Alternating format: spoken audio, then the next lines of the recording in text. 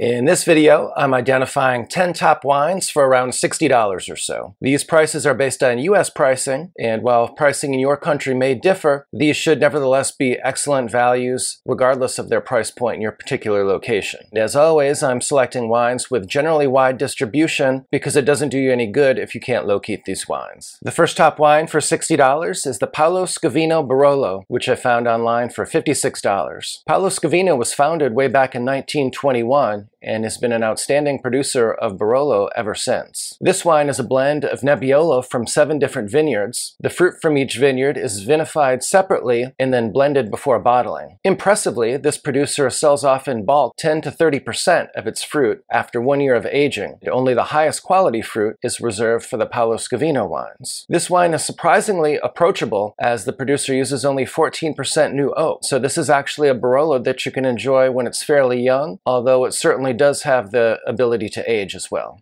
The next top wine for $60 is the R. Lopez de Heredia Rioja Viña Tondonia Reserva, which I find between $55 and $58. This producer has been making wine for 145 years and is an extremely traditional producer of Rioja. This is a Tempranillo dominant wine, but it also includes some Grenache, Graciano, and Mizuelo. Tondonia is this producer's best vineyard, and it's definitely my favorite bottling from this producer. The Gran Reserva is especially difficult to locate and it's highly allocated, but they do make 220,000 bottles or so of this Reserva every year, and it's an outstanding wine and one that I definitely recommend year in and year out. The great thing about Lopez Heredia is that they age their wines far longer than they're required to age them. So for example, the Reserva from Lopez Heredia ages for much longer than many producers' Gran Reserva. The current release, for example, is 2010, and you may also be able to find some 2009 in the market. So this is definitely one that I recommend if you can find it around $60 or so.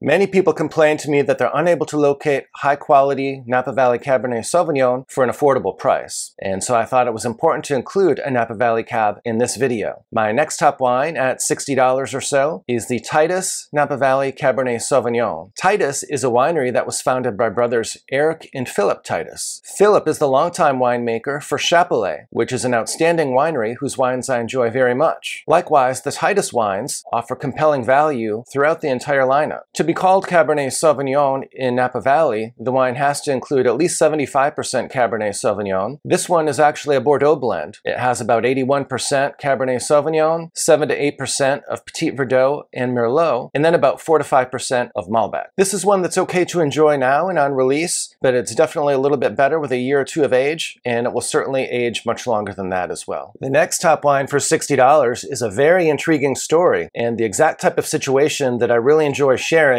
in these videos. Specifically, I'm talking about the San Giorgio Ugoforte Brunello di Montalcino, and in particular the 2016 vintage. This producer is located right next door to Poggio di Sotto. Poggio di Sotto is an extremely prestigious producer, and their wines are quite expensive as well. The 2016, for example, sold for $235. Even more interesting, despite the fact that San Giorgio Ugoforte is located right next door, just a few meters away, they also share a winemaking team with Poggio di Sotto. And despite the fact that they were located next door and had the exact same winemaking team, the San Giorgio Ugoforte sold for only $55, and it actually received higher scores than Poggio di Sotto in 2016. So certainly this is a very compelling relative buy and one that I highly recommend. San Giorgio Ugoforte was established in 1985, and they have about 14 hectares of vineyards. They're located at about 425 meters above sea level, and this altitude provides some refreshing sea breezes and also preserves some refreshing acidity in these wines. And of course, 2016 is one of my very favorite vintages in Brunello and Tuscany generally. So this is definitely one that I highly recommend and that you should buy with confidence.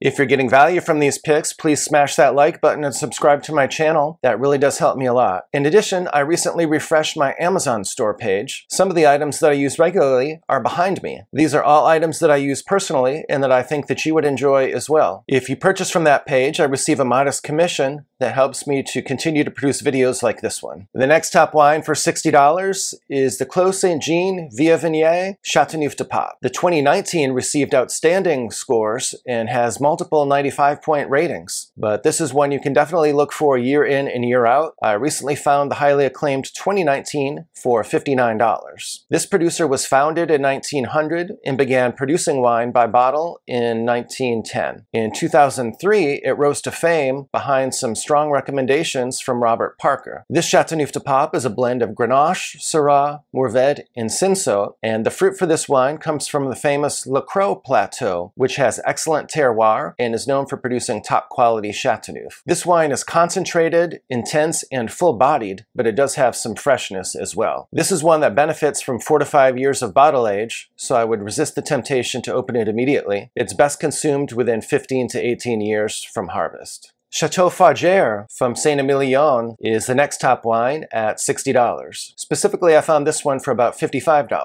This is a historic producer that traces its roots way back to 1619. The vineyards are planted to 85% Merlot, 15% Cabernet Franc, and 5% Cabernet Sauvignon. The vines have an average age of about 35 years or so. They use sustainable farming methods. Michel Roland is their consultant. This is one that you can enjoy young, but which will age for 15 years or so. This producer has been on a roll and has had some extremely consistent, outstanding offerings, and you can definitely buy with confidence, certainly vintages 2014 through 2020. The next top wine for $60 comes from Priorat. Specifically, I'm talking about the Ferrer Bobet Old Vines Priorat, which sells for about $60. This wine comes from Pereira in Priorat. Pereira is one of the coolest areas in Priorat. This is due to the fact that they get the influence from some sea breezes. These vineyards are also planted on some steep slopes with some elevation. The result is that these wines have some elegance and some freshness that isn't found in all Priorat wines. In particular, this wine is only 14.5% alcohol by volume. So those of you who are complaining about Priorat wines being 16% or so in alcohol should definitely give this one a shot. This one has some very old vines, around 70 years or so, and it's a blend of Carignan and Grenache. Specifically, it's around 3/4 Carignan, with the rest being Grenache.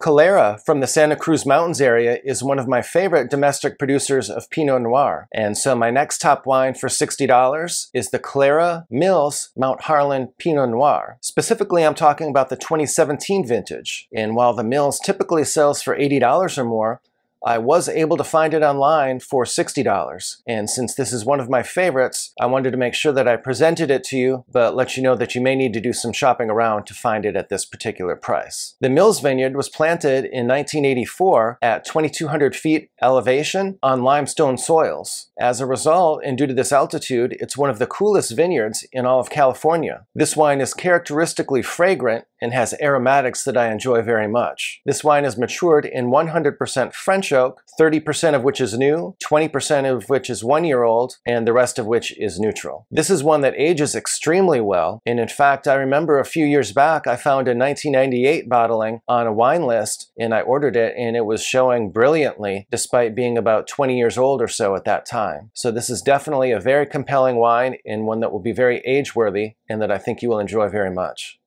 The next top wine for $60 comes from K. Vintners. K. Vintners was founded by Charles Smith. Interestingly, Charles Smith used to be a rock band manager in Denmark. He toured Europe for 10 years in that capacity. After that, he moved to Seattle, but during a trip to Walla Walla, he became so impressed with the winemaking production that was going on there that he ended up producing his first vintage of wine in 1999. The creator is a blend of 75% Cabernet Sauvignon and 25% Syrah. It comes from the Powerline Estate Vineyard in Walla Walla. This is a 38-acre vineyard with 1,200 feet elevation. This producer does an excellent job managing the tannins for this wine, and they do that through a couple winemaking techniques. First, they use the whole berry fermentation for the Cabernet Sauvignon, and they use whole cluster fermentation for the Syrah. This helps to minimize extraction from the skins. As a result, this wine is a surprisingly elegant 13.5% alcohol by volume. This is one that will be better in 2 to 4 years and will last up to 15 to 20 years. My next top wine for $60 is another Chateauneuf-du-Pape. This one comes from Domaine de la Jeunesse. This is a producer that I visited a few years ago and I've been a big fan of ever since. This producer became a domain in 1973. A few years before that, they had been selling fruit to negociants, but in 1973 they became a domain and began selling their own bottlings. This is their flagship wine. It's a Grenache dominant blend that also includes substantial percentages of Syrah Syrah, and Cinsault. The remainder consists of other permitted varietals. This producer has 15 hectares of vineyards that are scattered throughout the Châteauneuf-du-Pape region. These vineyards have a variety of soil types, terroir, and sun exposure. As a result, by blending the fruit from these different vineyards and the diverse terroirs that they contain, this producer is able to achieve complexity in this wine. The vines used to produce this wine average an impressive 40 years of age. 2019 is the current release, and it's available online for $50 to $60 or so definitely shop around to get the best buy. This is definitely a highly regarded wine and one that's worth seeking out year in and year out. It's an excellent choice for those who appreciate a more modern style of Chateauneuf. For those of you who want to spend a little bit less than $60 per bottle on wine, please be sure to check out my videos where I recommend top wines for $50 a bottle and $40 a bottle.